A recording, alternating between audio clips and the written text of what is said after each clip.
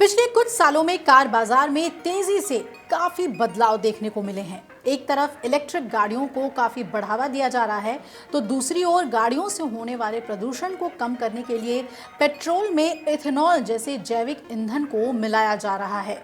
इसे लेकर लोगों के अंदर कई सवाल भी हैं। इथेनॉल को लेकर ये भी कहा जाने लगा कि इसे पेट्रोल में मिलाकर दिया जा रहा है।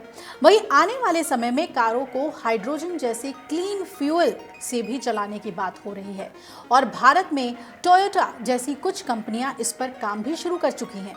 तो ऐसे में पेट्रोल डीजल से लेकर इलेक्ट्रिक, सीएनजी, हाइब्रिड विकल्पों ने आम ग्राहकों के मन में कंफ्यूजन तो बढ़ा दिया है। लगातार बदलते हुए एमिशन नॉर्म्स के चलते अब लोग इस चिंता में पड़ गए हैं कि फ्यूचर में नियमों के बदलने की वजह से कहीं उनको अपनी गाड़ी छोड़नी तो नहीं पड़ जाएगी। कहीं ऐसा तो नहीं है कि बहुत जल्द ही फ्यूल को लेकर सरकार कोई नियम लेकर आ जाए, पेट्रोल डीजल की मनाही हो और बाकी ऑप्शंस के लिए सरकार नियम लेकर आए।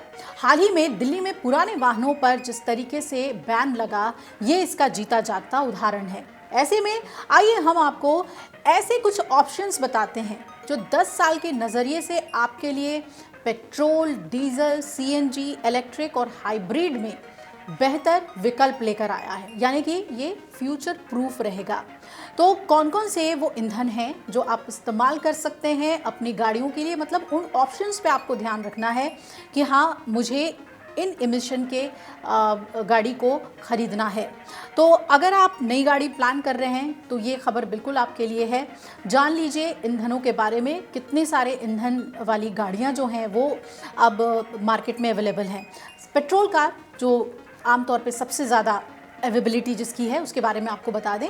पेट्रोल कारें हर बजट में आसानी से उपलब्ध होती हैं और इनकी शुरुआती कीमतें डीजल या हाइब्रिड विकल्पों से कम रहती है, इस वजह से इसकी डिमांड ज़्यादा होती है।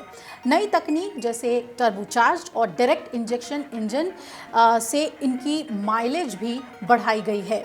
पेट्रोल पंप हर जगह उपलब्ध होने से सुविधा भी ज़्यादा है। हालांकि पेट्रोल में बढ़ते एथेनॉल ब्लेंडिंग से भविष्य में माइलेज कम हो सकता है, जिसकी शिकायतें बहुत बार जो ग्राहक हैं उन्होंने की है।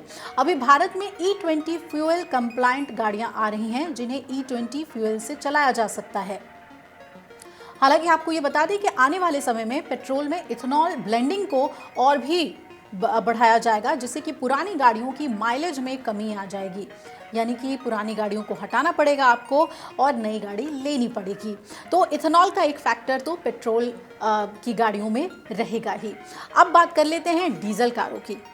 डीजल कारें अपनी बेहतर माइलेज और दमदार टॉर्क के लिए जानी जाती हैं, लेकिन अब जैसे नियम सख्त होते जा रहे हैं प्रदूषण के मद्देनज़र, और ख़ास तौर पे अगर आप दिल्ली एनसीआर क्षेत्र में हैं तो इसकी बिक्री तो बिल्कुल घट गई है। जो लोग ग्रामीण या छोटे शहरों में रह रहे हैं या कमर्शियल इस्तेमाल के लिए गाड़ी खरीदना चाहते हैं, उनके लिए तो ये विकल्प अब भी कारगर साबित हो सकता है।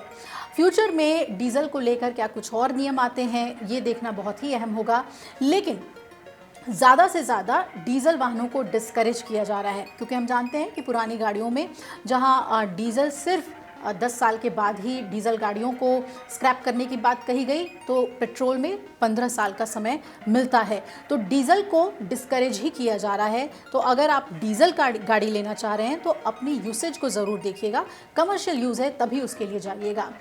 अब बात कर लेते हैं हम इलेक्ट्रिक वाहनों की। इलेक्ट्रिक वाहनों की तो बहार है, लेकिन अभी भी जो कंज्यूमर्स हैं इसे लेकर थोड़ा सा कंफ्यूज्ड हैं।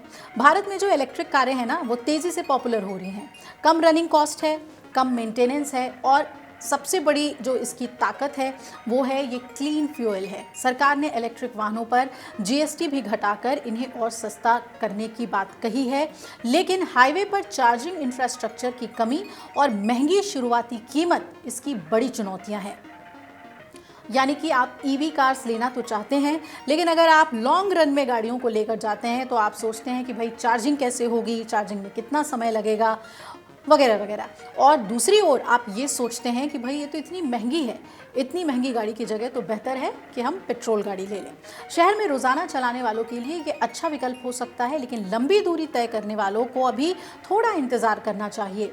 चूंकि अभी सरकार का पूरा फोकस इलेक्ट्रिक कारों को बढ़ावा देने में है, इसलिए आने वाले जो 10 से 15 साल हैं, ये जो फ्यूचर है 10 से 15 सालों का, इन्हें रिप्लेस नहीं किया जाएगा और ये फ्यूचर प्रूफ होंगे, यानी कि लाइफ ज़्यादा रहेगी ईवी कार्स की। ये फ्यूचर कार्स हैं। अब बात कर लेते हैं सीएनजी कारों की। सीएनजी कारें हम सभी जानते हैं कि किफ़ायती और पर्यावरण के अनुकूल विकल्प मानी जाती हैं। पेट्रोल और डीजल की तुलना में इसकी रनिंग कॉस्ट काफ़ी कम होती है। साथ ही रिफ्यूलिंग स्टेशन की संख्या भी अब लगातार बढ़ रही है। दिल्ली एनसीआर से आप बाहर निकलते हैं तो राज्यों में भी आपको सीएनजी पंप्स खूब मिलेंगे। हालांकि सीएनजी कारों में बूट स्पेस काफ़ी कम हो जाता है सिलेंडर लगने की वजह से, और पावर भी पेट्रोल के मुकाबले थोड़ी कम होती है। फिलहाल सीएनजी कारें इतनी जल्दी आपको अलविदा नहीं कहने वाली हैं, ये ऑप्शन बरकरार रहेगा। कई शहरों में कमर्शियल वाहनों को भी सीएनजी से चलाया जा रहा है, तो इसे भी आप फ्यूचर कार मान सकते हैं।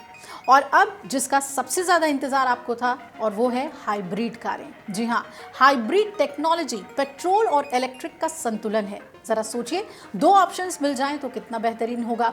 ये कारें ज़्यादा माइलेज भी देती हैं और प्रदूषण भी कम फैलाती हैं।